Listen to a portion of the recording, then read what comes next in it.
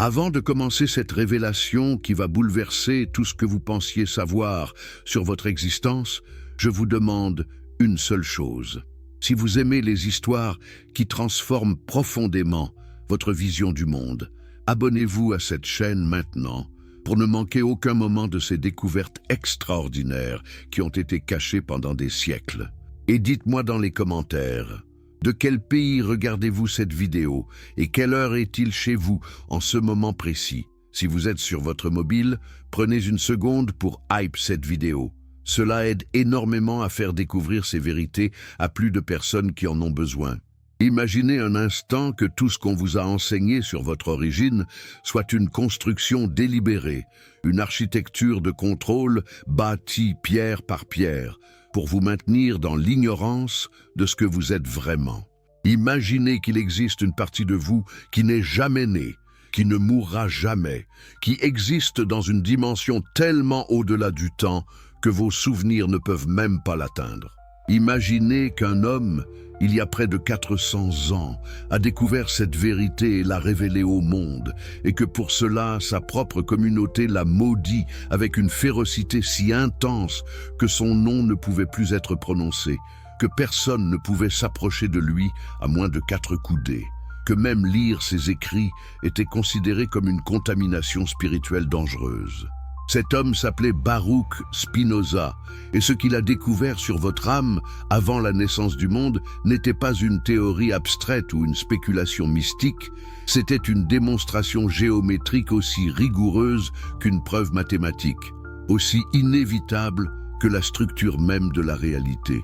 Mais pour comprendre ce qu'il a révélé, nous devons d'abord comprendre ce qui a été caché, et par qui, et surtout pourquoi. Nous devons remonter à Moïse, à la naissance du monothéisme, à la construction d'une vision du monde qui a dominé l'humanité pendant des millénaires et qui continue aujourd'hui à façonner la conscience de milliards d'êtres humains. Qu'est-ce que Moïse savait vraiment? Qu'est-ce qu'il a choisi de révéler? Et qu'est-ce qu'il a délibérément occulté? Et surtout, pourquoi les révélations de Spinoza étaient-elles si dangereuses qu'elles ont provoqué la condamnation la plus sévère jamais prononcée par la communauté juive d'Amsterdam?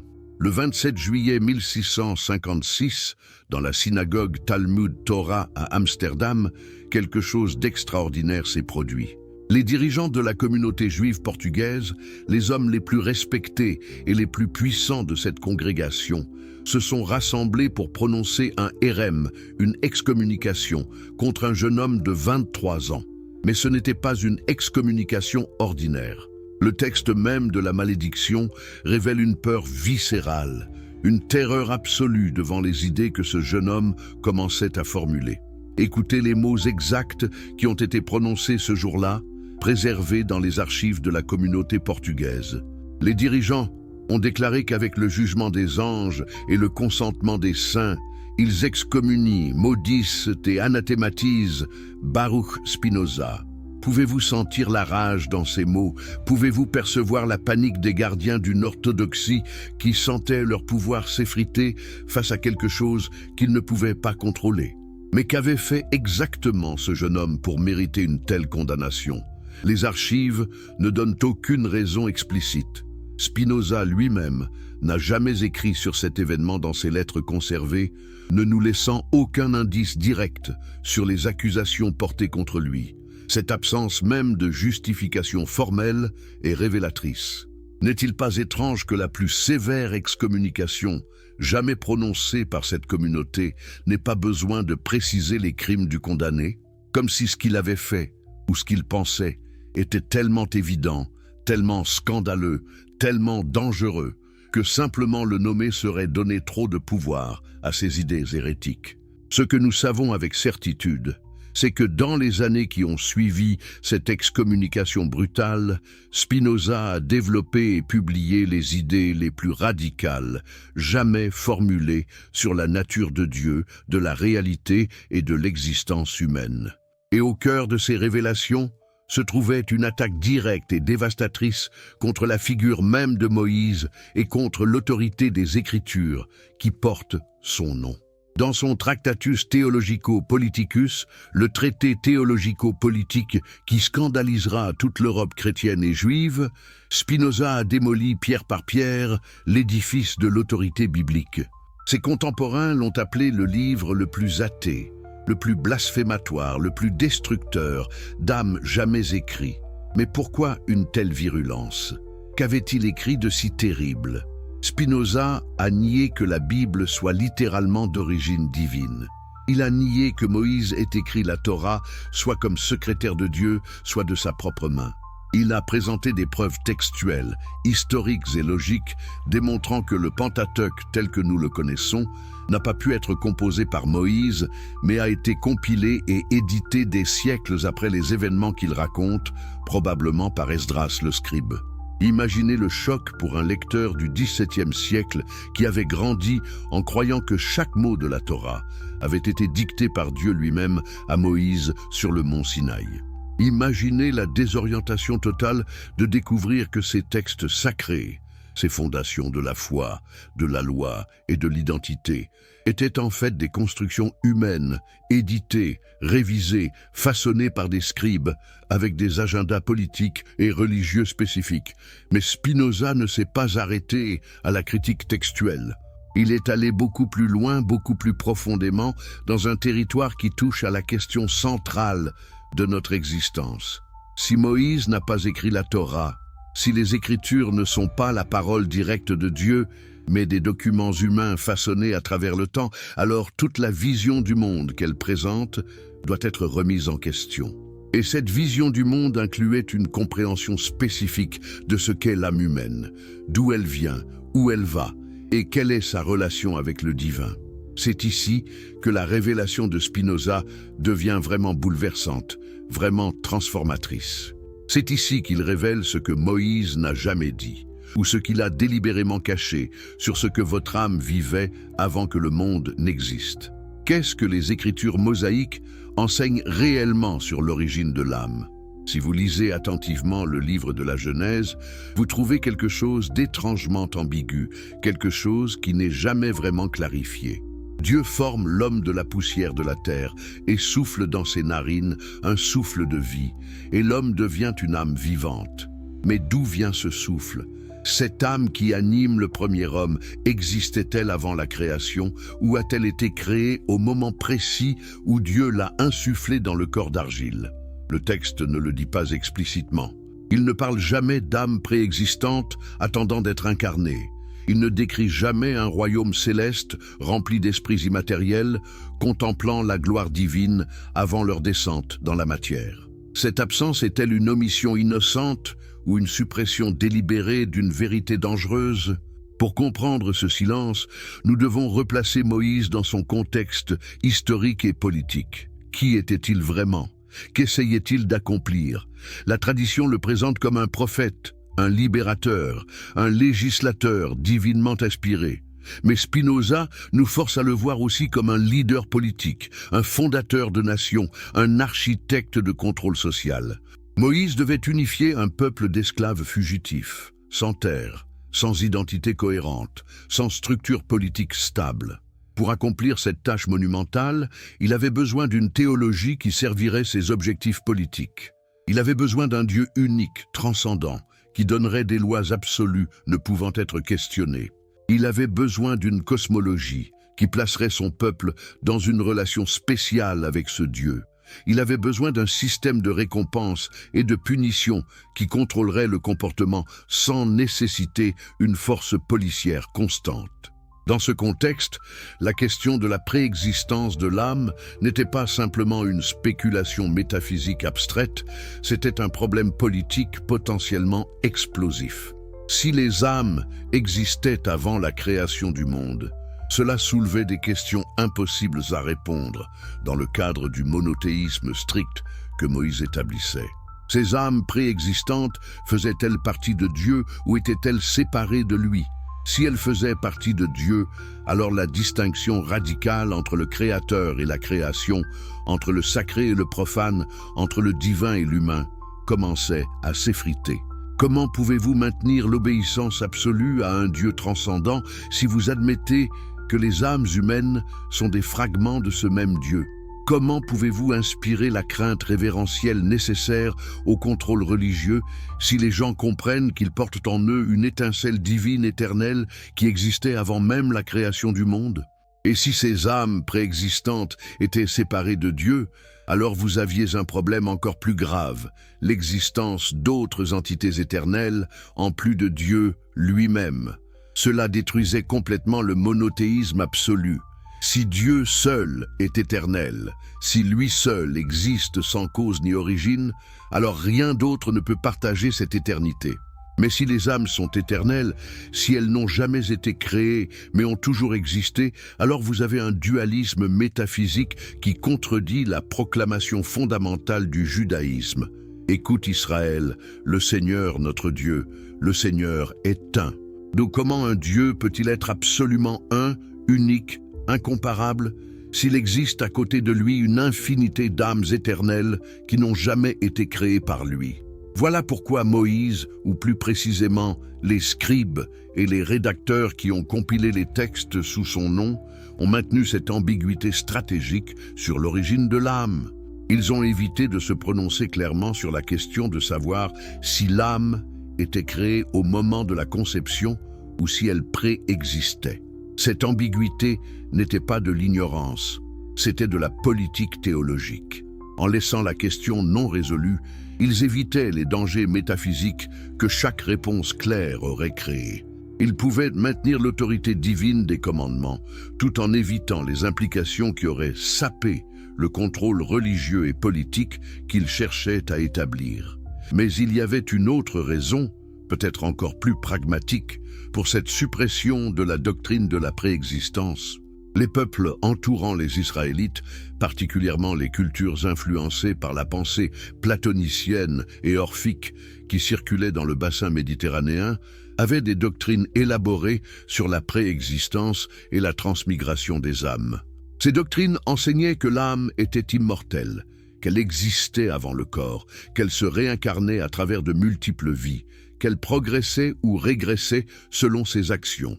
Ces enseignements créaient une vision du monde où la vie présente n'était qu'un épisode dans une saga cosmique beaucoup plus vaste de l'âme individuelle. Moïse, en tant que fondateur d'une nation et d'une religion distincte, devait différencier son peuple de ses croyances environnantes. S'il adoptait des doctrines similaires sur la préexistence de l'âme, comment les Israélites seraient-ils différents des Grecs, des Égyptiens, des Perses? Comment maintiendraient-ils l'identité unique d'Israël en tant que peuple choisi avec une révélation unique? La stratégie était donc de se concentrer sur cette vie terrestre, sur l'obéissance aux commandements dans le présent, sur la relation collective du peuple avec Dieu, plutôt que sur le voyage cosmique individuel de chaque âme. La terre promise était littéralement terrestre. Une terre physique à conquérir et à habiter, pas un état spirituel atteint à travers des cycles de réincarnation. Cette focalisation sur le temporel et le collectif, plutôt que sur l'éternel et l'individuel, servait parfaitement les objectifs de Moïse. Un peuple préoccupé par leur destin éternel individuel serait plus difficile à contrôler qu'un peuple focalisé sur leur obéissance collective aux lois qui garantiraient leur prospérité nationale. Un peuple qui croit que son âme a vécu de nombreuses vies et en vivra beaucoup d'autres pourrait être moins motivé à suivre les commandements spécifiques donnés pour cette vie présente. Mais un peuple qui croit que cette vie est leur seule chance, que leur comportement dans cette existence déterminera s'ils recevront les bénédictions promises ou les malédictions menaçantes, ce peuple sera beaucoup plus facile à gouverner à travers la religion. C'est cette architecture de contrôle que Spinoza a commencé à démanteler. En démontrant que Moïse n'était pas l'auteur direct des Écritures qui portent son nom, que ces textes avaient été édités et compilés sur des siècles par des scribes avec des agendas spécifiques, il enlevait la fondation divine de leur autorité. Si ces textes sont des constructions humaines, alors les doctrines qu'ils enseignent ou suppriment ne sont pas des vérités révélées par Dieu, mais des choix faits par des hommes pour des raisons humaines, politiques, sociales.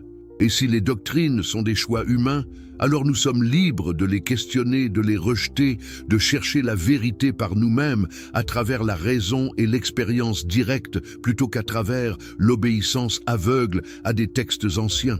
Mais Spinoza n'a pas simplement détruit l'ancienne vision. Il a offert quelque chose de radicalement nouveau, quelque chose de tellement révolutionnaire que même aujourd'hui, près de 400 ans plus tard, la plupart des gens n'ont pas vraiment absorbé ses implications. Il a révélé une vérité sur votre âme avant le monde, une vérité que Moïse n'a jamais dite parce qu'elle aurait détruit tout le système de contrôle qu'il construisait. Cette vérité n'est pas que votre âme existait avant dans un royaume céleste, attendant de descendre dans un corps. Cette vérité est beaucoup plus étrange, beaucoup plus profonde, beaucoup plus bouleversante que n'importe quelle doctrine traditionnelle de préexistence ou de réincarnation. La vérité que Spinoza a découverte et démontrée géométriquement dans son œuvre maîtresse, l'éthique, est que votre esprit, dans sa dimension la plus profonde, n'existe pas dans le temps du tout. Il ne dure pas à travers le temps comme quelque chose d'immortel qui continue indéfiniment après la mort. Il est éternel, ce qui signifie qu'il existe dans une dimension complètement au-delà du temps, où les catégories de avant et après, de naissance et de mort, de commencement et de fin n'ont aucun sens. Cette distinction entre l'immortalité et l'éternité est absolument cruciale. Manquer cette distinction, c'est manquer toute la révolution que Spinoza proposait. L'immortalité implique une durée infinie dans le temps. Si quelque chose est immortel, cela signifie qu'il a commencé à exister à un certain moment et continue d'exister pour toujours dans le futur. C'est une ligne temporelle qui s'étend indéfiniment dans une direction. Les religions traditionnelles parlent souvent d'âmes immortelles dans ce sens. L'âme est créée à un moment donné, soit à la conception, soit à la naissance, et ensuite elle continue d'exister éternellement après la mort du corps, soit au paradis, soit en enfer, soit à travers des cycles de réincarnation. Mais tout cela reste dans le domaine du temps. L'âme a une histoire, elle change, elle se développe, elle accumule des expériences, elle se souvient de son passé et anticipe son futur. L'éternité, telle que Spinoza l'entend, est quelque chose de complètement différent et beaucoup plus radical. L'éternel n'existe pas dans le temps, mais en dehors du temps. Il n'a pas de durée du tout parce que la durée présuppose le temps, et l'éternel transcende le temps complètement. L'éternel n'a pas commencé et ne finira jamais. Non pas parce qu'il dure infiniment, mais parce que les concepts de commencement et de fin ne s'appliquent tout simplement pas à lui. C'est comme demander quelle est la couleur du nombre 3 ou quel est le poids d'une idée mathématique. La question elle-même est mal formulée parce qu'elle applique des catégories qui n'appartiennent pas à ce domaine de réalité. Quand Spinoza écrit dans la 5e partie de l'éthique que l'esprit humain ne peut être absolument détruit avec le corps, mais quelque chose de lui reste qui est éternel, il ne parle pas d'une vie après la mort au sens conventionnel. Il ne dit pas que vous continuerez d'exister comme la même personne, avec les mêmes souvenirs et la même personnalité dans un autre royaume après que votre corps meure. Il dit quelque chose de beaucoup plus mystérieux et profond. Il y a un aspect de votre esprit qui existe dans l'éternité maintenant, pendant que vous êtes vivant, et cet aspect ne sera pas affecté par la mort du corps, parce qu'il n'a jamais vraiment été dans le temps pour commencer. Mais qu'est-ce que cela signifie concrètement ? Comment pouvez-vous avoir une partie de vous qui existe en dehors du temps, pendant que vous vivez clairement dans le temps, vieillissez, changez, accumulez des souvenirs ? Spinoza explique cela à travers sa théorie de la connaissance, spécifiquement ce qu'il appelle la connaissance du troisième genre, ou connaissance intuitive. Il y a des choses que votre esprit connaît, qui ne dépendent pas du temps, qui ne sont pas apprises à travers l'expérience sensorielle temporelle, qui ne changent pas ou ne se développent pas. Quand votre esprit comprend une vérité mathématique, par exemple, quand vous saisissez intuitivement pourquoi la somme des angles d'un triangle euclidien est toujours exactement 180 degrés, vous n'êtes pas en train de penser dans le temps, vous pensez une vérité éternelle qui transcende complètement le temps.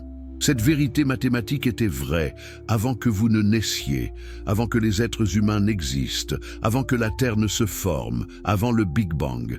Elle sera vraie après que l'univers s'effondre ou se dissipe dans l'entropie thermique. Elle n'est pas vraie temporellement, elle est vraie éternellement. Et quand votre esprit la comprend, quand vous saisissez cette vérité, vous n'êtes pas simplement en train d'apprendre quelque chose qui se passe dans le temps. Vous participez à l'éternité. Cette partie de votre esprit qui comprend des vérités éternelles opère dans le mode éternel. Elle pense les pensées de Dieu. Elle est littéralement cette partie de Dieu qui connaît cette vérité. Maintenant, voici où cela devient vraiment vertigineux, où la révélation de Spinoza atteint son point culminant. Si cette partie de votre esprit qui comprend des vérités éternelles est elle-même éternelle, alors elle existait avant que vous ne naissiez. Mais remarquez les guillemets autour de « avant ». L'éternel n'existe pas avant ou après dans le temps. Il existe en dehors du temps. Donc dire que cette partie de vous existait avant votre naissance n'est pas tout à fait correct, parce que « avant » est un terme temporel, et nous parlons de quelque chose d'intemporel.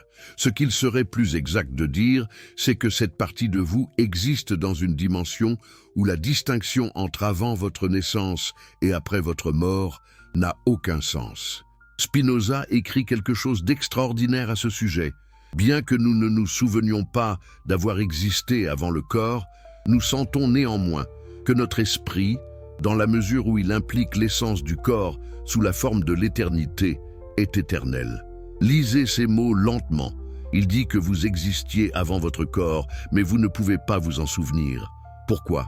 Parce que la mémoire est une fonction temporelle du cerveau et du système nerveux. Les souvenirs présupposent le temps, ils sont des traces du passé conservées dans le présent. Mais l'éternel n'a pas de passé. Vous ne pouvez pas vous souvenir de ce qui est éternel, parce que ce souvenir implique que quelque chose s'est passé dans le temps, et l'éternel ne se passe jamais dans le temps.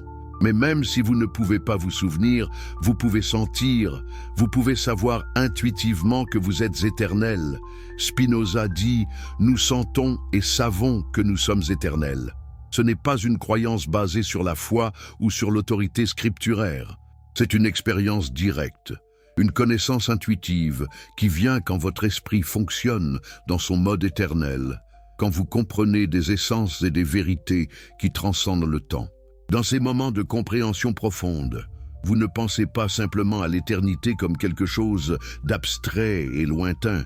Vous expérimentez l'éternité, vous êtes dans l'éternité, parce que votre pensée elle-même est devenue intemporelle. Comprenez-vous maintenant pourquoi c'était si dangereux? Comprenez-vous pourquoi les rabbins d'Amsterdam ont prononcé la malédiction la plus sévère de leur histoire contre ce jeune homme?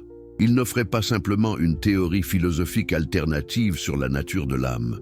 Il révélait quelque chose qui détruisait complètement le fondement du pouvoir religieux. Si chaque personne peut expérimenter directement l'éternité à travers la compréhension intuitive, si chaque personne porte en elle cette dimension éternelle qui existait avant le monde et continuera après le monde, alors tout le système de médiation religieuse devient obsolète. Vous n'avez pas besoin de prêtre pour intercéder entre vous et Dieu, parce que la partie la plus profonde de vous est déjà en Dieu, et déjà Dieu se connaissant lui-même à travers vous. Vous n'avez pas besoin de révélations spéciales données à des prophètes spéciaux en des lieux spéciaux, parce que la nature entière est une révélation constante et vous pouvez la lire directement à travers votre raison et votre intuition. Vous n'avez pas besoin de rituels pour purifier votre âme pécheresse, parce qu'il n'y a pas de péché au sens traditionnel, seulement l'ignorance de votre vraie nature, et cette ignorance est guérie par la compréhension, pas par le sacrifice ou la prière.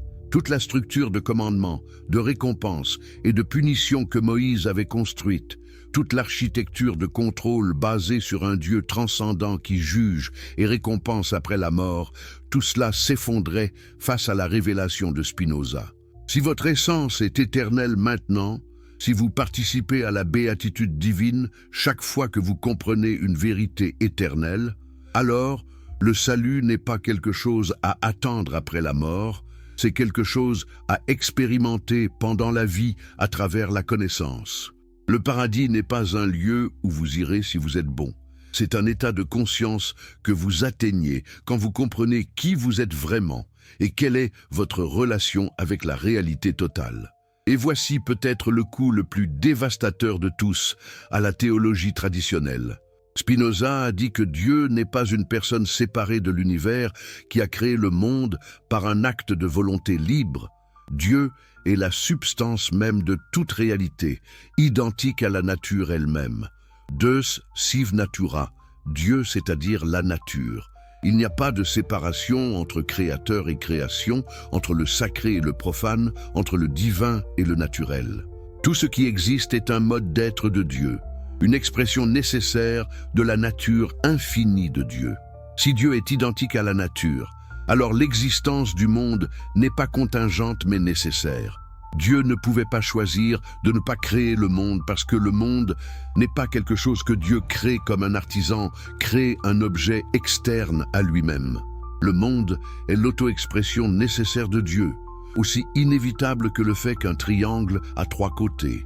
Demander pourquoi Dieu a créé le monde, c'est comme demander pourquoi un cercle est rond. C'est partie de la définition même, de l'essence même de ce qu'est Dieu. Cela détruit complètement le récit de la Genèse, où Dieu choisit librement de créer, où la création est un acte de volonté divine qui aurait pu être différent ou ne pas se produire du tout. Pour Spinoza, cette idée d'un Dieu personnel qui fait des choix, qui a des intentions, qui peut être influencé par les prières ou les sacrifices, tout cela est anthropomorphisme, projection de caractéristiques humaines sur la réalité ultime.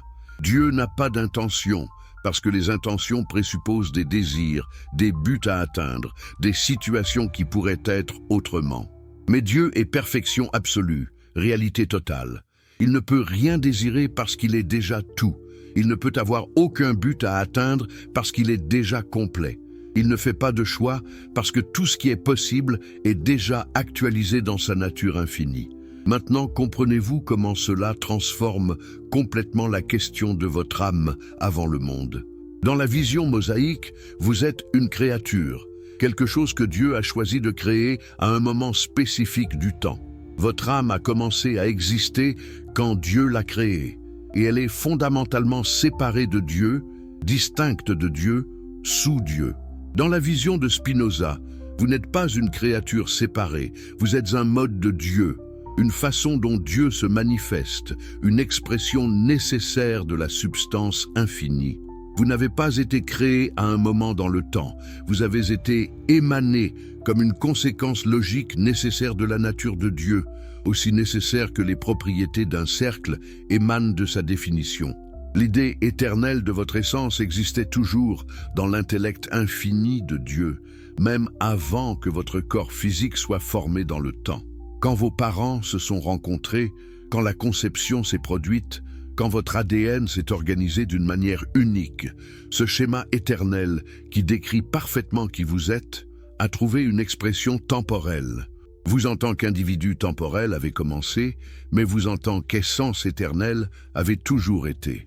Votre esprit, dans la mesure où il comprend des vérités éternelles et des essences immuables, participe de cette éternité et est littéralement une partie de la pensée infinie de Dieu, se connaissant lui-même. C'est la révélation que Moïse n'a jamais faite. C'est la vérité qui a été supprimée, cachée, occultée pendant des millénaires, parce qu'elle aurait rendu impossible le contrôle religieux des masses. Si vous saviez que vous êtes un mode de Dieu, que votre essence est éternelle, que vous pouvez expérimenter directement la béatitude divine à travers la compréhension intuitive, pourquoi obéiriez-vous aveuglément au commandement? Pourquoi auriez-vous peur du jugement?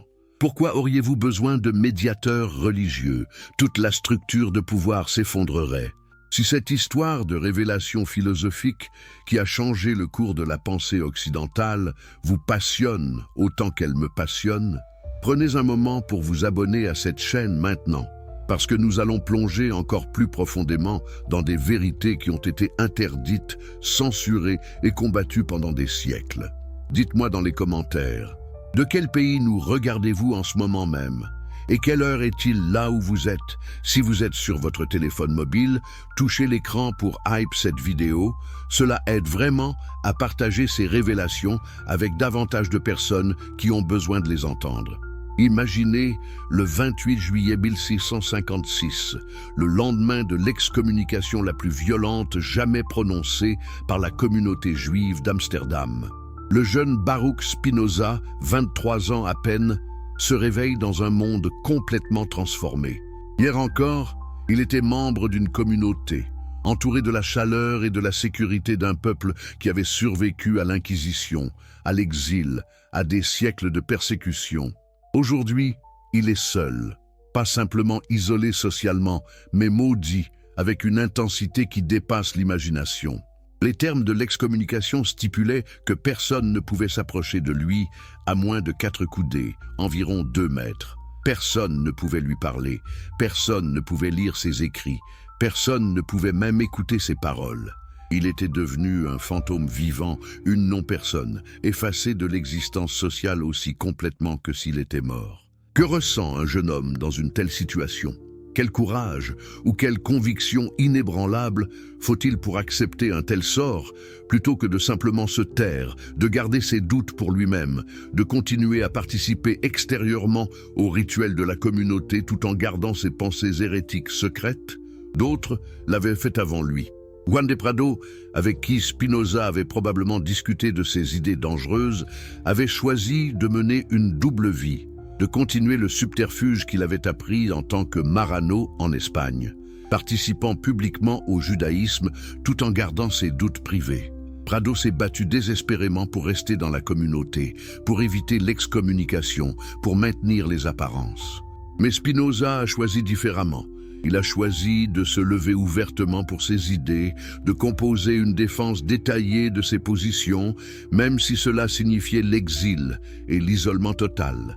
Cette défense, cette apologie qu'il a écrite en espagnol, est maintenant perdue pour l'histoire. Nous ne saurons jamais exactement quels arguments il a présentés, quelles justifications il a offertes pour ses vues hérétiques.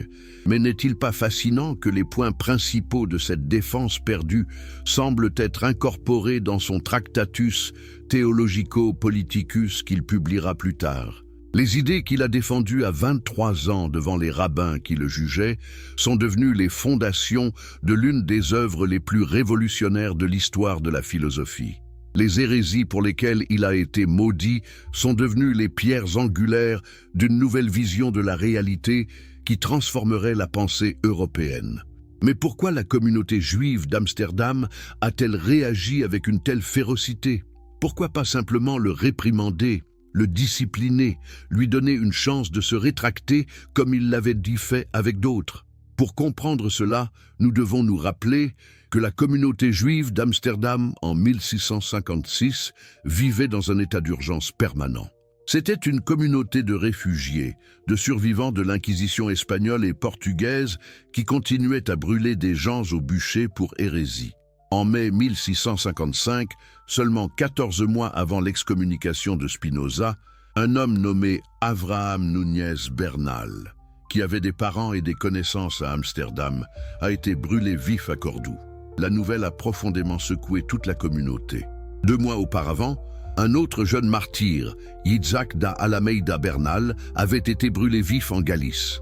Spinoza lui-même mentionne dans une de ses lettres une 3e victime de l'Inquisition dont le sort l'a profondément choqué. Pouvez-vous imaginer vivre dans cette atmosphère de terreur constante? Savoir que dans votre pays d'origine, des gens avec qui vous avez des liens familiaux sont toujours brûlés vifs pour des crimes de pensée, pour avoir douté des dogmes religieux, pour avoir questionné l'autorité de l'Église. La communauté juive d'Amsterdam se battait sur 2 fronts simultanément. Intérieurement, elle essayait de cristalliser une vie juive authentique à partir des fragments que les Marranos avaient pu préserver à travers des générations de pratiques secrètes en Espagne et au Portugal. Beaucoup de ces réfugiés avaient vécu comme chrétiens en apparence pendant des décennies, pratiquant le judaïsme en secret, avec une connaissance fragmentée et souvent déformée de la tradition juive authentique. Maintenant, À Amsterdam, il devait réapprendre, reconstruire, réinventer une identité juive cohérente. Extérieurement, la communauté devait se défendre contre les soupçons des chrétiens qui les entouraient. Les autorités hollandaises étaient relativement tolérantes pour l'époque, mais cette tolérance était fragile, conditionnelle. Si la communauté juive était perçue comme hébergeant des athées, des hérétiques qui menaçaient les fondations mêmes de toute religion, cette tolérance pourrait disparaître instantanément. N'oublions pas que même dans la Hollande relativement libérale du XVIIe siècle, l'athéisme était considéré comme un crime grave, une menace contre l'ordre social lui-même. Un athée était quelqu'un sans moralité, sans contrainte, capable de n'importe quelle atrocité parce qu'il ne craignait pas le jugement divin. Quand les rabbins ont regardé Spinoza, qu'ont-ils vu? Un jeune homme brillant, charismatique, capable d'argumenter avec une logique impeccable contre les dogmes les plus sacrés de la religion. Un homme qui niait que la Torah soit la parole littérale de Dieu, qui questionnait l'immortalité personnelle de l'âme, qui semblait identifier Dieu avec la nature elle-même d'une manière qui ressemblait dangereusement à l'athéisme. Mais plus dangereux encore, ils ont vu quelqu'un qui ne gardait pas ses doutes pour lui-même, qui en parlait ouvertement, qui influençait potentiellement d'autres jeunes esprits dans la communauté. Si Spinoza était autorisé à rester, si ses idées étaient tolérées, comment longtemps avant que toute la structure fragile de cette communauté reconstituée ne s'effondre? Comment longtemps avant que les autorités chrétiennes ne concluent que les Juifs étaient une influence corruptrice, une source d'athéisme et d'hérésie qu'il fallait supprimer? La décision d'excommunier Spinoza avec une telle sévérité n'était pas seulement théologique, elle était existentielle. C'était la survie même de la communauté qui était en jeu. Les rabbins ont probablement pensé qu'ils n'avaient pas le choix. Ils devaient montrer aux autorités chrétiennes qu'ils ne toléraient pas l'hérésie, qu'ils étaient capables de discipliner leurs propres membres, qu'ils pouvaient être de bons citoyens qui ne menaçaient pas l'ordre religieux et social. Spinoza devait être sacrifié pour sauver la communauté. Et donc ils ont prononcé la malédiction la plus terrible de leur arsenal, espérant que la sévérité même de la punition servirait d'avertissement à quiconque serait tenté de suivre le même chemin dangereux. Mais Spinoza n'a pas été brisé par cette excommunication. Il ne s'est pas converti au christianisme comme les rabbins l'espéraient, peut-être. Il ne s'est joint à aucune autre confession religieuse ou secte. Au lieu de cela, il a fait quelque chose de remarquablement moderne, quelque chose qui était presque inconcevable dans le monde du XVIIe siècle. Il a vécu comme un individu sans affiliation religieuse formelle, se définissant uniquement par sa recherche de la vérité philosophique. Entre 1656 et 1661, il a trouvé des logements ailleurs, à Amsterdam et à Leiden, se soutenant en enseignant tout en apprenant à polir des lentilles et à construire des microscopes et des télescopes. Imaginez-le dans cette période, un jeune homme coupé de tout ce qu'il avait connu, créant littéralement une nouvelle identité pour lui-même. Le polissage de lentilles est devenu à la fois son gagne-pain et sa métaphore philosophique. Qu'est-ce que polir une lentille, sinon retirer progressivement les imperfections, les distorsions, jusqu'à ce que le verre devienne parfaitement transparent, capable de révéler la réalité telle qu'elle est vraiment? N'est-ce pas exactement ce que Spinoza faisait avec la philosophie, polissant la pensée humaine, retirant les superstitions et les préjugés accumulés à travers des siècles, jusqu'à ce que l'intellect devienne suffisamment clair pour voir la vérité nue de la réalité? Le travail physique de polir des lentilles était épuisant et dangereux. Il devait presser un morceau de verre de la taille de sa paume contre un disque métallique appelé une platine, meulant le verre progressivement, d'abord avec un tour, puis à la main, selon des calculs de plus en plus fins, utilisant des abrasifs de plus en plus délicats. C'était un travail qui ne pouvait pas être fait à la lumière des bougies. Le lever et le coucher du soleil déterminaient ses heures de travail. Christian Huygens, le grand scientifique et mathématicien, écrivant sur ce processus, a noté « Il est préférable d'être seul ». Quelle phrase révélatrice! Le polissage de lentilles exigeait une concentration totale, une précision absolue, une solitude qui permettait une focalisation ininterrompue. N'est-ce pas parfaitement approprié que Spinoza, excommunié et isolé par force, ait trouvé une vocation qui exigeait et célébrait cette même solitude? Dans sa petite chambre, seul avec le verre et le métal, seul avec ses pensées et ses calculs, il créait des instruments qui permettraient aux autres de voir plus clairement, de pénétrer plus profondément dans les secrets de la nature. Et simultanément, dans cette même solitude, il développait les idées qui permettraient à l'humanité de voir la réalité elle-même plus clairement, de pénétrer au-delà des illusions de la religion conventionnelle vers la vérité métaphysique sous-jacente. Entre 1660 et 1661, Spinoza a déménagé d'Amsterdam à Rijnsburg, un petit village près de Leiden, cherchant une retraite tranquille à la campagne, tout en maintenant l'accès à la ville universitaire où il avait encore de nombreux amis. C'est à Rijnsburg, logeant avec un homme nommé Hermann Oman, que Spinoza a commencé le travail qui le rendrait immortel. Il a commencé à écrire son Éthique, l'œuvre qui contiendrait ses révélations les plus profondes sur la nature de Dieu, de la réalité et de l'âme humaine. Mais comment présentait-il ses idées révolutionnaires? Quelle forme a-t-il choisi pour communiquer des vérités qui contredisaient tout ce que son époque tenait pour sacré? Spinoza a fait un choix remarquable. Il a décidé de présenter sa philosophie selon la méthode géométrique à la manière des éléments d'Euclide. L'éthique est organisée comme une série de définitions, d'axiomes, de propositions et de démonstrations, construisant son système philosophique avec la même rigueur qu'un mathématicien construisant un système géométrique. Pourquoi cette approche? Pourquoi ne pas écrire comme d'autres philosophes, en prose fluide, avec des arguments rhétoriques et des exemples illustratifs? Parce que Spinoza comprenait quelque chose de profond sur la nature de la vérité et sur la psychologie humaine. La vérité géométrique est indiscutable. Quand vous suivez une démonstration géométrique correctement, vous ne pouvez pas rejeter la conclusion sans rejeter la logique elle-même. Si vous acceptez les définitions et les axiomes, vous devez accepter tout ce qui suit nécessairement.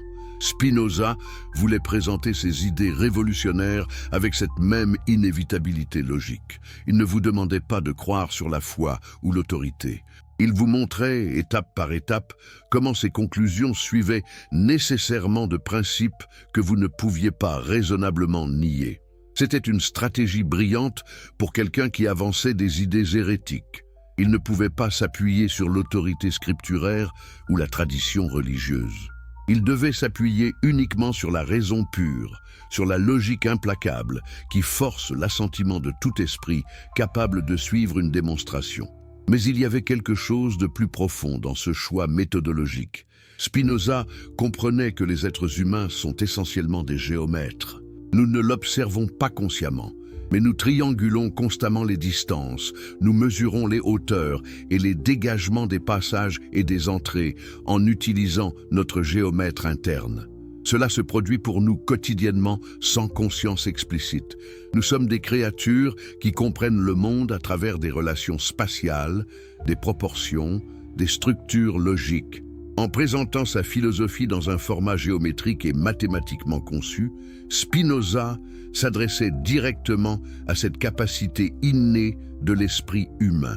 La première partie de l'éthique commence par des définitions de termes clés: substance, attribut, mode, Dieu, éternité, liberté. Ces définitions ne sont pas arbitraires. Chacune est soigneusement construite pour établir les fondations de tout ce qui suivra. Ensuite viennent les axiomes, les vérités auto-évidentes qui ne nécessitent pas de démonstration. Et puis, à partir de ces définitions et axiomes, Spinoza commence à démontrer des propositions qui deviennent progressivement plus audacieuses, plus révolutionnaires, plus bouleversantes pour la vision du monde traditionnel. La proposition 11 de la première partie affirme « Dieu existe nécessairement ».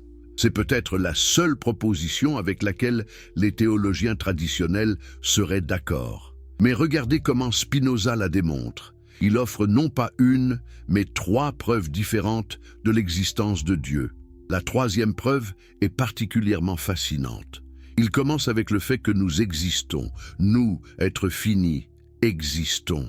Cela signifie que quelque chose d'infini doit exister aussi, parce que si seuls des êtres finis existaient, il n'y aurait aucune explication pour leur existence. L'existence des êtres finis exige l'existence d'un être infini comme leur fondation ultime. Jusqu'ici, un théologien médiéval pourrait suivre avec approbation. Mais ensuite vient la proposition 14. Aucune substance autre que Dieu ne peut exister ou être conçue. Attendez. Quoi? Cela signifie que tout ce qui existe est soit Dieu lui-même, soit un mode de Dieu, une façon dont Dieu se manifeste. Il n'y a pas de création séparée de Dieu. Il n'y a pas de créature qui existe indépendamment de Dieu. Tout est en Dieu, tout est une modification ou expression de Dieu. Le premier corollaire de cette proposition énonce explicitement « Dieu est unique », c'est-à-dire que dans la nature, il n'y a qu'une seule substance, et elle est absolument infinie. Dieu est unique. Dans la nature, une seule substance. Attendez, Spinoza vient-il d'identifier Dieu avec la nature? Le second corollaire rend cela encore plus explicite. Une chose étendue et une chose pensante sont soit des attributs de Dieu, soit des états des attributs de Dieu. Les choses physiques, étendues dans l'espace, et les choses mentales, les pensées, sont toutes des attributs ou des modes de Dieu. Il n'y a pas de séparation entre l'esprit et la matière, entre le mental et le physique. Ce sont simplement deux façons différentes de concevoir la même substance unique qui est Dieu ou nature. Pouvez-vous comprendre à quel point cela était radical? Spinoza venait de démolir toutes les dualités fondamentales sur lesquelles la pensée occidentale était construite. Dieu et monde, créateur et création, esprit et matière, sacré et profane. Tout est une substance unique vue de différentes perspectives. La proposition 15 énonce « Tout ce qui est en Dieu, et rien ne peut être ou être conçu sans Dieu. Rien ne peut être conçu sans Dieu. » Cela signifie que chaque fois que vous pensez à quoi que ce soit, vous pensez à quelque chose qui est ultimement un mode de Dieu. Quand vous pensez à un arbre, vous pensez à une expression de Dieu. Quand vous pensez à une pierre, vous pensez à Dieu manifesté d'une certaine manière. Quand vous pensez à une autre personne, vous pensez à Dieu se connaissant lui-même à travers cette forme particulière. Il n'y a rien dans toute la réalité qui soit en dehors de Dieu, rien qui soit séparé de Dieu, rien qui puisse même être conçu sans impliquer Dieu. Maintenant, vous comprenez pourquoi les contemporains de Spinoza ont appelé ces idées athéistes même s'ils parlaient constamment de Dieu, parce que le Dieu de Spinoza n'était pas du tout le Dieu de la religion traditionnelle. Ce n'était pas un Dieu qui pouvait entendre des prières, qui se souciait de vos actions individuelles, qui récompenserait les vertueux et punirait les méchants. Ce n'était pas un Dieu qui pouvait intervenir miraculeusement dans l'ordre naturel, parce que Dieu était l'ordre naturel. Les lois de la nature n'étaient pas des règles que Dieu avait établies et qu'il pouvait suspendre à volonté. Les lois de la nature étaient l'expression directe de la nature même de Dieu, aussi nécessaire et immuable que les propriétés géométriques d'un triangle. Quand Moïse enseignait que Dieu avait séparé les eaux de la mer Rouge, Spinoza dirait que c'est impossible.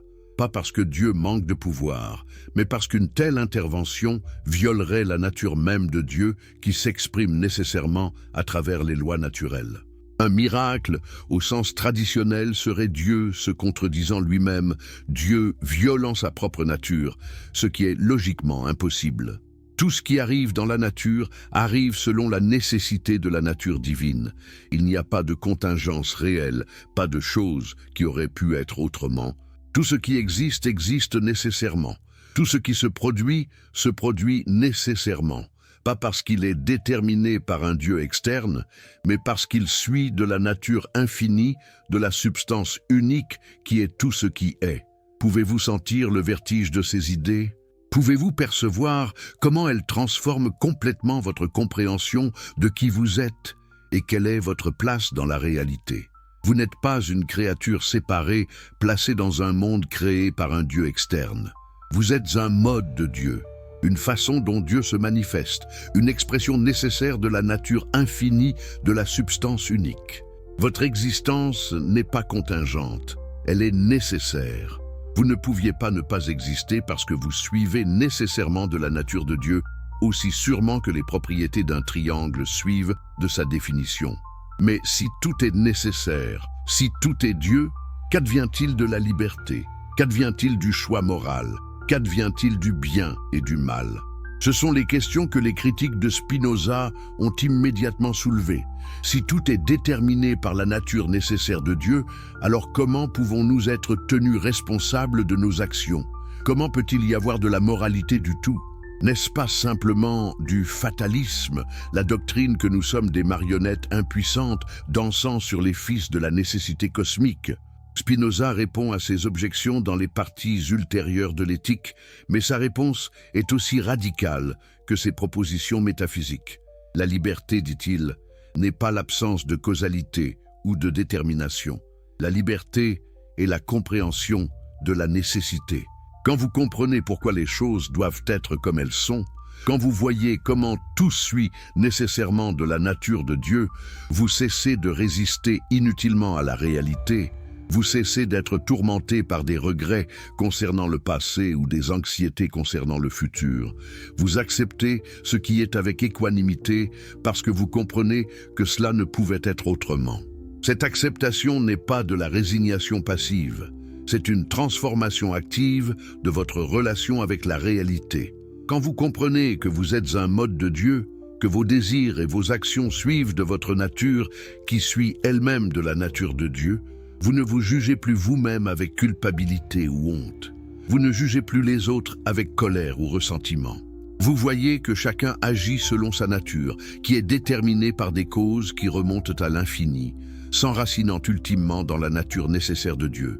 Comprendre cela ne vous rend pas amoral. Cela vous libère de la moralité basée sur la culpabilité et la punition pour vous élever vers une éthique basée sur la compréhension et le développement de votre pouvoir d'agir. Qu'est-ce qui est bon? Ce qui augmente votre pouvoir, votre capacité à agir, à comprendre, à exister pleinement. Qu'est-ce qui est mauvais?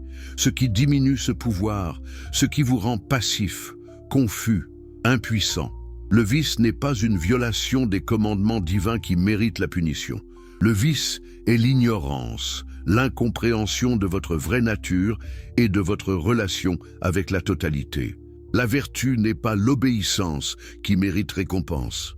La vertu est la compréhension qui mène naturellement à des actions qui augmentent votre pouvoir et votre joie. Et maintenant, nous arrivons au cœur de la révélation, à la partie qui nous ramène à notre question originale.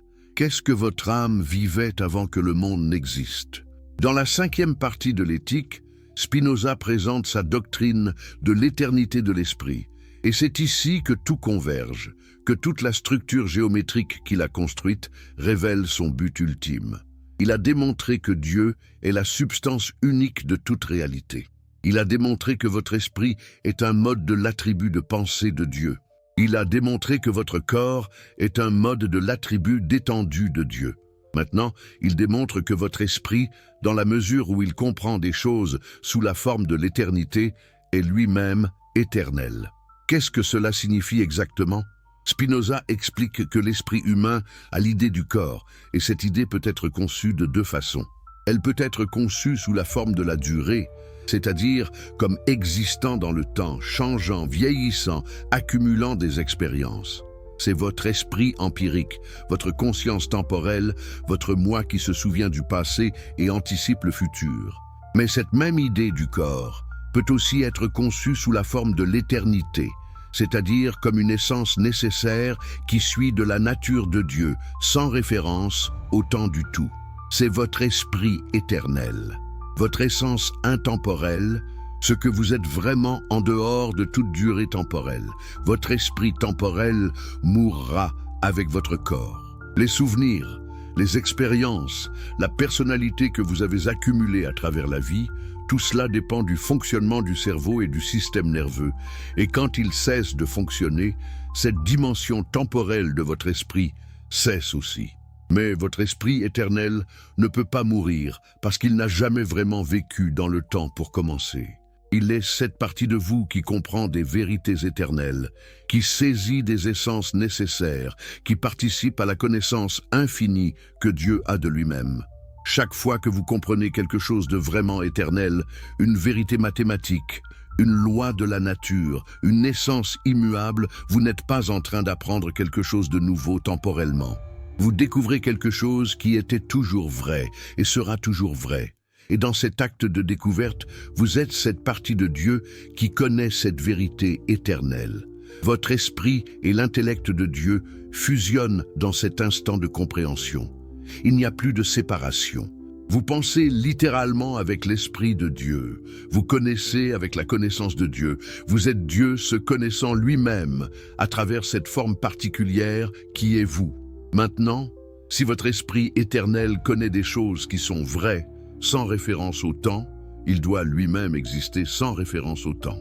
Et s'il existe sans référence au temps, alors les questions sur quand il a commencé ou quand il finira sont dénuées de sens. Il n'a pas commencé parce que commencer présuppose le temps. Il ne finira pas parce que finir présuppose le temps. Il est éternel, et l'éternel est par définition en dehors du temps complètement. Donc dans un sens très réel mais difficile à saisir, votre esprit éternel existait avant votre naissance, mais pas de la manière dont vous pourriez imaginer.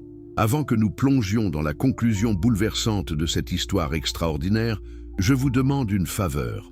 Si ces révélations transforment votre compréhension de vous-même et de la réalité, abonnez-vous maintenant pour ne rater aucune des vérités profondes que nous continuerons à explorer ensemble. Écrivez-moi dans les commentaires, de quel pays regardez-vous cette vidéo en ce moment précis et quelle heure indique votre montre. Si vous êtes sur votre mobile, prenez juste une seconde pour hype. Cela aide énormément à faire circuler ces idées qui ont été supprimées pendant tant de siècles. Il n'existait avant votre naissance pas comme une âme individuelle flottant dans un royaume céleste, attendant son tour pour descendre dans un corps. Il existait comme le schéma éternel, le pattern intemporel, la formule mathématique qui décrit parfaitement qui vous êtes, inscrite depuis toujours dans la structure même de la réalité. Et cette existence n'était pas dans le passé, elle n'est pas dans le futur, elle est dans l'éternel présent qui transcende complètement toute temporalité.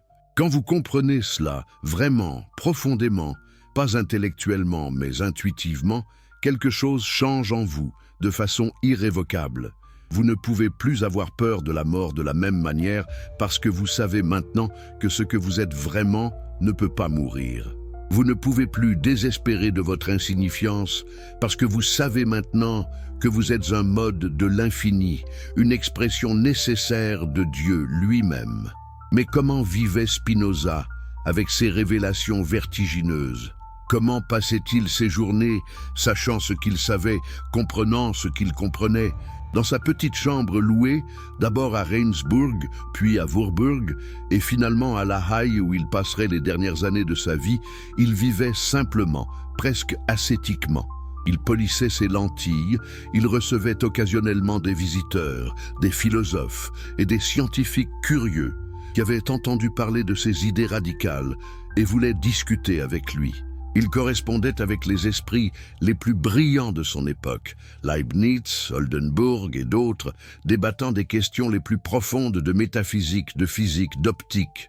Imaginez les soirées dans cette chambre modeste. La lumière des bougies projetant des ombres dansantes sur les murs pendant que Spinoza écrivait proposition après proposition de son éthique, construisant méthodiquement son système géométrique qui révélerait la nature de Dieu, de l'humanité et de la réalité elle-même. Chaque définition soigneusement formulée, chaque axiome rigoureusement justifié, chaque démonstration implacablement logique. Il ne se précipitait pas. Il savait qu'il construisait quelque chose qui durerait, quelque chose qui changerait éventuellement le monde, même si le monde n'était pas prêt à le recevoir pendant sa vie. Et quel était le but ultime de toute cette construction philosophique élaborée? Qu'est-ce que Spinoza cherchait vraiment à accomplir avec son éthique? La réponse se trouve dans la partie finale du livre, dans les propositions qui traitent de ce qu'il appelle l'amor Dei intellectualis, l'amour intellectuel de Dieu. C'est ici que toute la philosophie culmine, que toute la démonstration géométrique révèle son but véritable. Spinoza n'écrivait pas simplement pour satisfaire sa curiosité intellectuelle ou pour gagner des débats philosophiques. Il écrivait pour montrer à l'humanité le chemin vers la béatitude, vers la joie suprême qui ne dépend d'aucune circonstance externe et ne peut jamais être perdue. Qu'est-ce que cet amour intellectuel de Dieu dont Spinoza parle avec tant de révérence ? Ce n'est pas l'amour émotionnel ordinaire que vous ressentez pour une autre personne, ce n'est pas l'amour dévotionnel que les religions traditionnelles encouragent envers un Dieu personnel. C'est quelque chose de complètement différent et infiniment plus profond. C'est la joie qui accompagne nécessairement la compréhension intuitive de votre union avec Dieu. Quand votre esprit comprend qu'il est un mode de Dieu, que son existence suit nécessairement de la nature divine, que dans ses pensées les plus profondes, il pense littéralement avec l'intellect de Dieu, une joie immense et stable émerge, une joie qui ne peut pas être perturbée par les vicissitudes de la vie temporelle. Cette joie n'est pas un plaisir fugace basé sur la satisfaction de désirs temporaires. C'est ce que Spinoza appelle la béatitude, un état de perfection atteint et maintenu. Et voici quelque chose de stupéfiant qu'il affirme. Bien que cet amour envers Dieu n'ait pas eu de commencement, il possède toutes les perfections de l'amour, n'a pas eu de commencement. Comment un amour peut-il ne pas avoir de commencement ? Parce que cet amour est lui-même éternel. Il existe dans cette dimension atemporelle où votre esprit comprend des vérités éternelles. Vous n'avez pas commencé à aimer Dieu à un moment particulier de votre vie. Cet amour a toujours été, fait partie de votre essence éternelle, même si vous ne l'avez découvert consciemment que maintenant, dans le temps. Spinoza va encore plus loin dans une proposition qui laisse ses lecteurs sans voix. Dieu s'aime lui-même d'un amour intellectuel infini. Dieu jouit de lui-même, se réjouit de sa propre perfection, accompagné de l'idée de lui-même comme cause. Et puis vient la révélation finale, l'amour intellectuel de l'esprit envers Dieu et l'amour même de Dieu avec lequel Dieu s'aime lui-même. Attendez, lisez cela encore. Quand vous aimez Dieu intellectuellement, quand vous vous réjouissez de comprendre votre union avec la totalité, vous n'êtes pas un individu séparé aimant quelque chose d'externe. Vous êtes Dieu s'aimant lui-même à travers vous. Votre amour pour Dieu est identique à l'amour de Dieu pour lui-même. Il n'y a pas deux amours. Il y a un seul amour, se manifestant à travers la forme particulière de votre esprit. Comprenez-vous maintenant pourquoi Spinoza pouvait vivre simplement, sans luxe, sans ambition mondaine, sans crainte de la mort ou du jugement. Il avait atteint ce qu'il appelait la béatitude, cet état de joie parfaite qui émerge de la compréhension claire de sa vraie nature.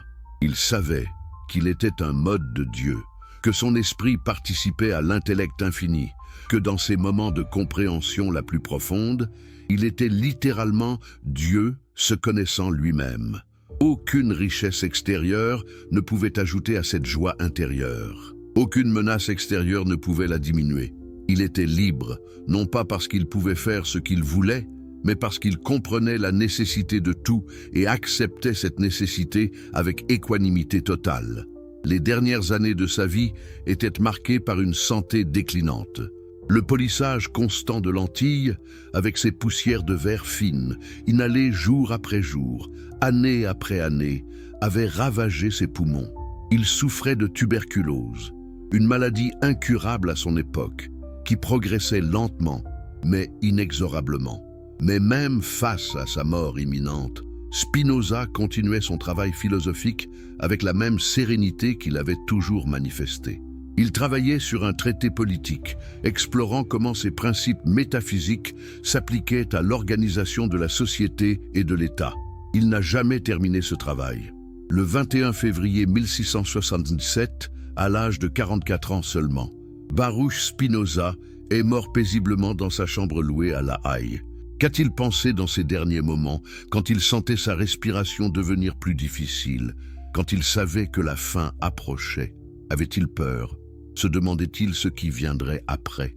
Où était-il dans cet état de paix parfaite que sa philosophie promettait, sachant que la partie éternelle de son esprit ne pouvait pas être touchée par la mort du corps, que ce qui comprenait en lui les vérités éternelles continuerait d'être ce qu'il avait toujours été, éternel, intemporel, une partie de l'intellect infini de Dieu?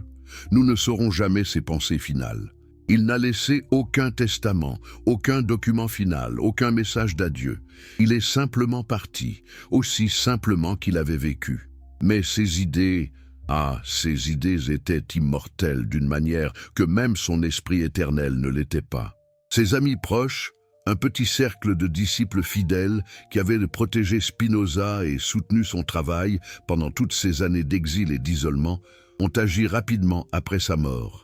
Ils ont rassemblé tous ses manuscrits non publiés, l'éthique qui était maintenant complète, le traité politique inachevé, sa correspondance, son travail précoce sur la grammaire hébraïque et d'autres écrits.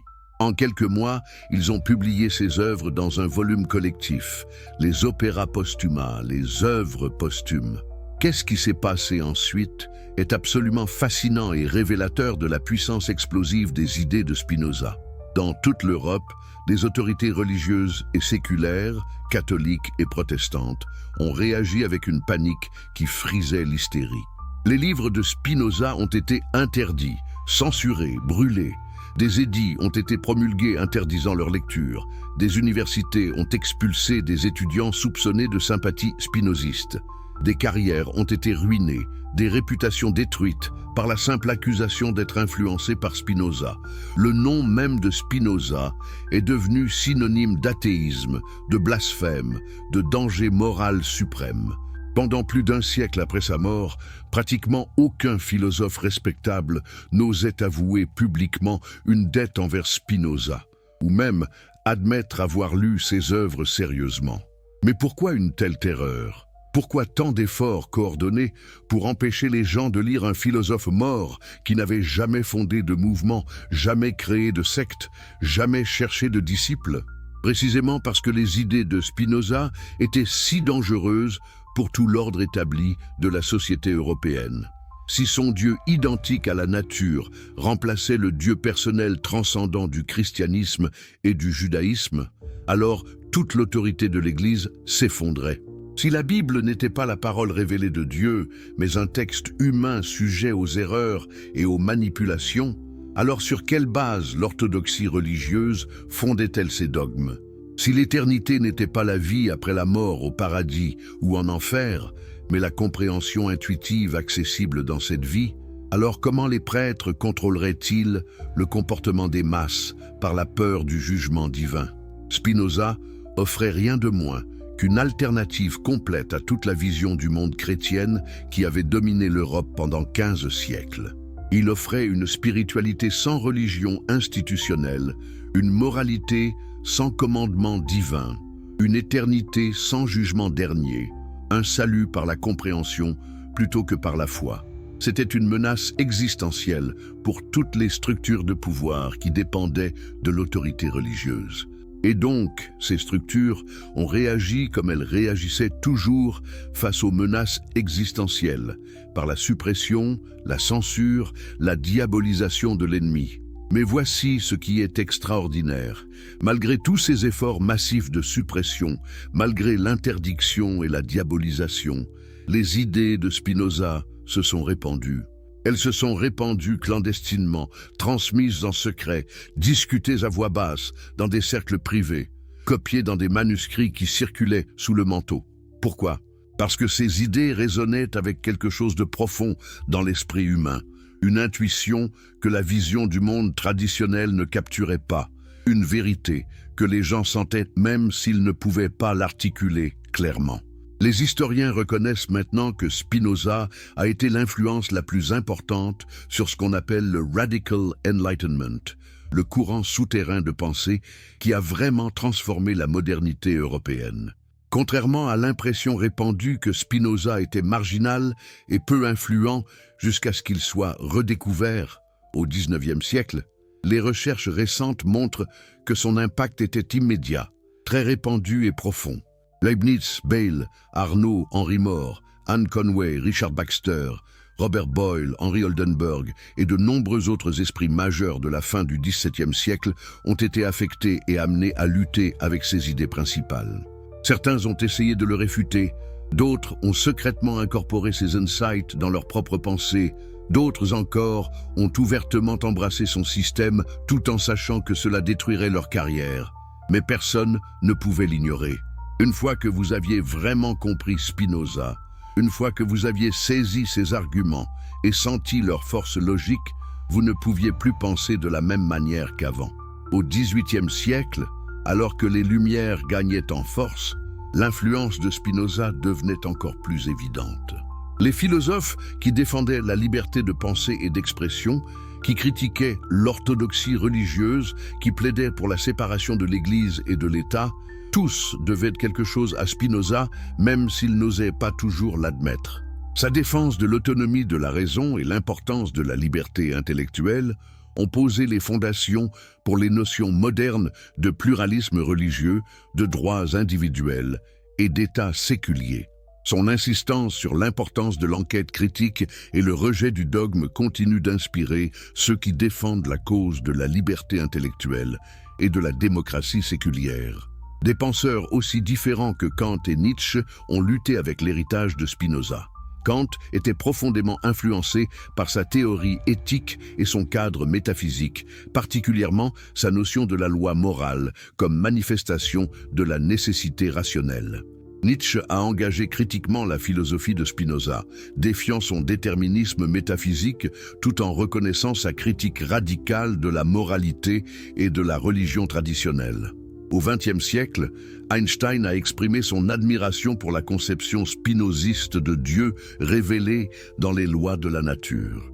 La vision de Spinoza de Dieu comme synonyme de nature résonne avec les visions scientifiques et naturalistes modernes qui cherchent à comprendre l'univers en termes de lois et de principes naturels.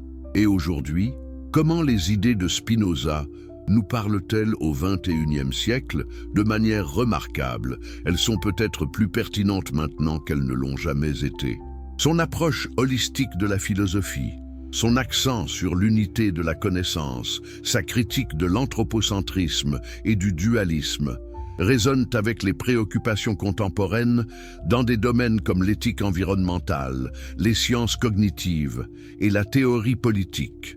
À une époque où beaucoup de gens se sentent spirituellement déracinés mais intellectuellement incapables d'accepter les dogmes religieux traditionnels, Spinoza offre un chemin vers une spiritualité profonde sans supernaturalisme, une connexion avec quelque chose d'infiniment plus grand que l'ego individuel, sans nécessité de croyance en un Dieu personnel, anthropomorphique.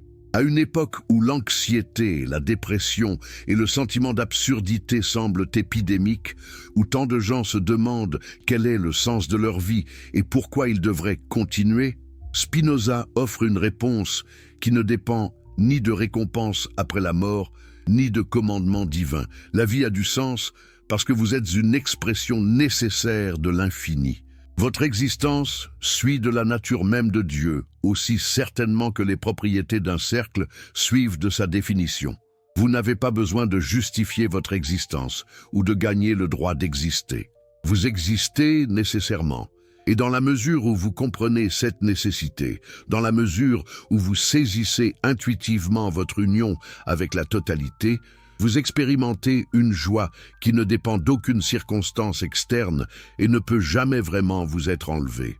À une époque où les divisions religieuses continuent de causer des conflits, de la haine, des guerres, Spinoza nous rappelle que tous les êtres humains sont des modes du même Dieu unique, des expressions de la même substance infinie. La personne que vous détestez, que vous craignez, que vous considérez comme votre ennemi, est aussi fondamentalement Dieu se manifestant, tout comme vous. Cette reconnaissance ne conduit pas nécessairement à l'accord ou à l'harmonie facile, mais elle change radicalement la nature du conflit. Vous ne combattez plus le mal incarné ou les serviteurs du diable. Vous engagez avec d'autres modes de Dieu qui ont simplement une nature différente, déterminée par des causes différentes, conduisant à des actions différentes. Cette perspective n'élimine pas le conflit, mais elle élimine la diabolisation qui rend le conflit tellement plus destructeur. Revenons maintenant à notre question originale, à la révélation qui a déclenché toute cette exploration. Qu'est-ce que votre âme vivait avant que le monde n'existe? Vous avez maintenant la réponse complète, la révélation que Spinoza a payée si cher pour découvrir et partager. Votre âme, votre esprit dans son aspect le plus profond, existait avant le monde, non pas comme une entité séparée attendant d'être incarnée, mais comme le schéma éternel, l'essence nécessaire, l'idée intemporelle qui décrit parfaitement ce que vous êtes, inscrite depuis toujours dans l'intellect infini de Dieu. Cette essence n'était pas inactive ou endormie avant votre naissance. Elle était déjà ce qu'elle est, une partie de la pensée infinie de Dieu, se connaissant lui-même. Quand votre corps s'est formé dans le temps, quand votre cerveau a commencé à fonctionner et votre conscience temporelle a émergé, cette essence éternelle a trouvé une nouvelle forme d'expression. Vous comme individu temporel avez commencé, mais vous comme essence éternelle avez simplement continué d'être ce que vous aviez toujours été.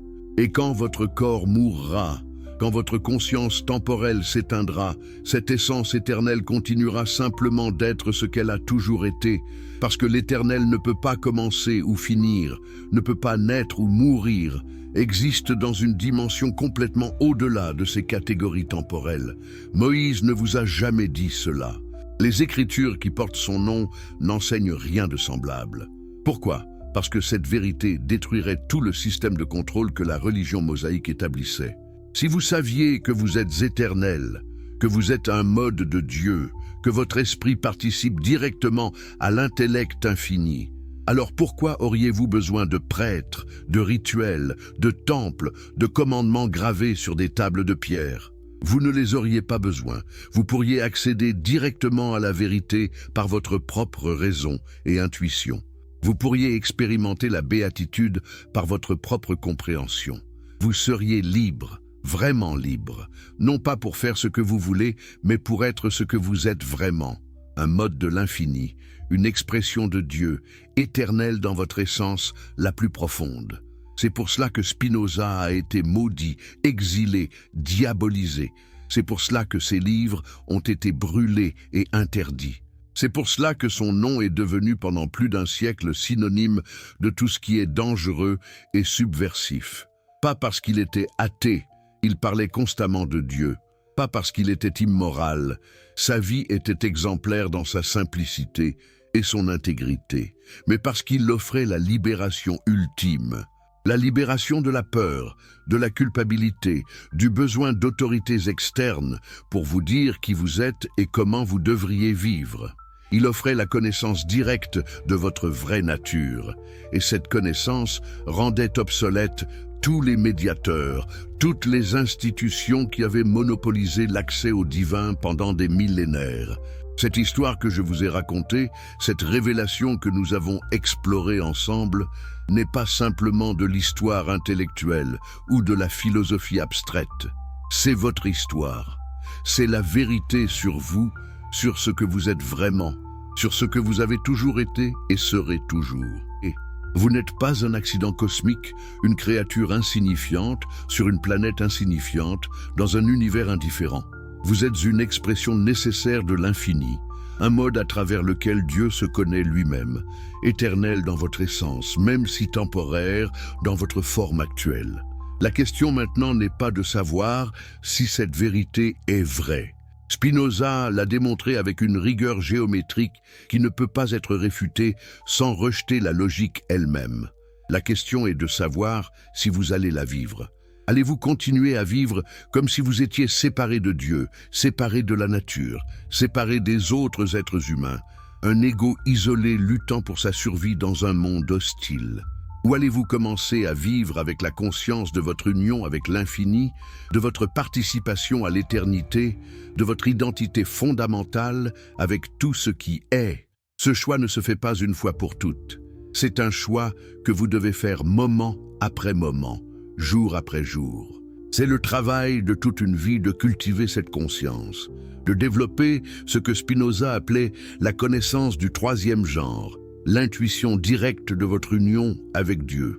Mais chaque fois que vous faites ce choix, chaque fois que vous comprenez une vérité éternelle, chaque fois que vous ressentez cette joie stable qui ne dépend d'aucune circonstance externe, vous vivez dans votre éternité, vous êtes cette partie de Dieu qui se connaît elle-même, vous accomplissez le but pour lequel Spinoza a sacrifié tout ce qu'il avait. Il est mort seul, exilé, maudit par sa propre communauté, diabolisé par toutes les autorités religieuses de son époque.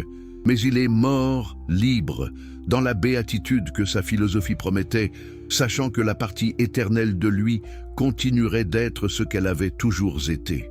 Et ces idées, ces idées ont survécu, se sont répandues, ont transformé le monde d'une manière qu'il n'aurait peut-être jamais imaginée. Aujourd'hui, des millions de personnes vivent avec une vision du monde qui doit quelque chose à Spinoza, même si elles n'ont jamais entendu son nom. La séparation de l'Église et de l'État, la liberté de pensée et d'expression, l'approche critique des textes religieux, la spiritualité naturaliste qui ne nécessite pas de surnaturel, tout cela porte la marque de son influence.